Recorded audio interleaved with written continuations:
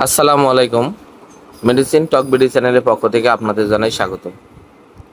আজকে আমি যে মেডিসিনটি নিয়ে আলোচনা করব সেটার নাম হলো হেমোফিক্স এফজেড, যেটি বেক্সিমকো ফার্মাসিউটিক্যাল লিমিটেডের একটি ঔষধ। এটি একটি ট্যাবলেট জাতীয় ঔষধ, যার প্রতিটি ট্যাবলেটে রয়েছে ferrous ascorbate 48 milligram, folic acid 0.5 milligram এবং জিঙ্ক সালফেট 22.5 মিলিগ্রাম, যার প্রতিটির দাম 5 টাকা। এই হেমোফিক্স এফজেড মূলত যে সকল কাজ করে সেগুলো হলো আয়রনের ঘাটতি, বিশেষত যখন অপর্যাপ্ত ডায়েটের কারণে গর্ভাবস্থায় এবং রক্ত স্বল্পতার সময় পরিপূরক জিঙ্ক এবং আয়রনের প্রয়োজন হয়, শুধু তখনই এই হেমোফিক্স এফজেক্ট ট্যাবলেটটি ব্যবহার করা হয়ে থাকে। অতএব সিজারের পূর্ব মুহূর্তে, অতএব যখন সিজারের প্রয়োজন হবে এবং রক্ত স্বল্পতার ঘাটতি রয়েছে তাদের জন্য হেমোফিক্স এফজেক্ট একটি বহুল প্রচলিত এবং খুবই ব্যবহৃত একটি মেডিসিন, এই হেমোফিক্স এফজেড। এছাড়া সিজারের পর হেমোফিক্স এফজেড ব্যবহার করা হয় এবং এটি খুবই ভালো রেজাল্ট পাওয়া যায়।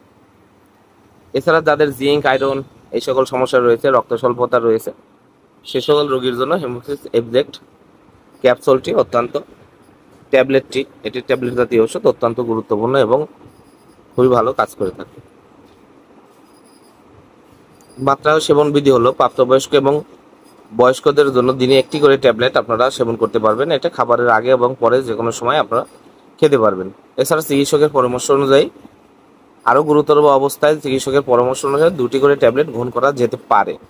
শিশুদের ক্ষেত্রে ইহার সুরক্ষা কার্যকারিতা এখনও প্রতিষ্ঠিত হয়নি, অতএব আপনার শিশুদের ক্ষেত্রে এটি অবশ্যই ব্যবহার করবেন না।